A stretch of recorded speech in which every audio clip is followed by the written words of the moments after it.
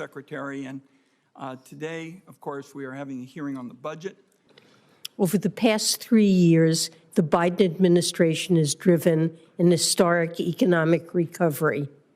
GDP growth is strong, inflation has come down significantly, and the labor market is remarkably healthy. Real wages and household median wealth have increased since before the pandemic. Families are putting their additional income and accumulated savings back into the economy. And we see many signs of optimism, from a record 16 million small business filings under this administration to improved consumer sentiment over the past 3 months.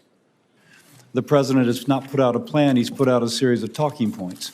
He calls them general principles, but there's nothing detailed in that report. The president theoretically has a plan. And if I'm rubbing my forehead, it's just because it seems worse than I thought. If there's not been a computation, if there's not been a calculation of what the tax rate would have to be on those making over $400,000 a year, has Treasury really not looked at, okay, we're already charging $4.9 trillion for the deficit, for Medicare, for a lot of other things, and now we got to add social, but we haven't done the math to figure out how much that tax rate would have to be? The president doesn't have a plan. He has principles. He wants to work with Congress to find a way to protect Social Security and extend its solvency beyond 2034. Now, if the president wishes to work with Congress, why does he continually demagogue Republicans on anything that doesn't exactly line up to what apparently suits his reelection?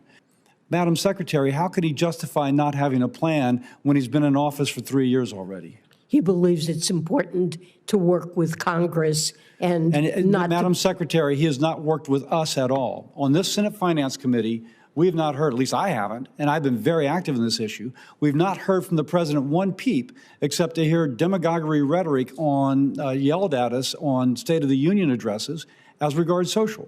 The president's budget as it relates to affordable housing. For years, President Biden has vowed no tax increase on individuals earning less than $400,000. But the truth is, this administration has already broken that promise. Inflation is a tax on all Americans. High interest rates have kept families from buying homes and hindered the growth of small businesses. And now President Biden is choosing to let the Tax Cut and Jobs Act expire and to increase the corporate tax rate, forcing American families and workers to bear the cost of these woke policies.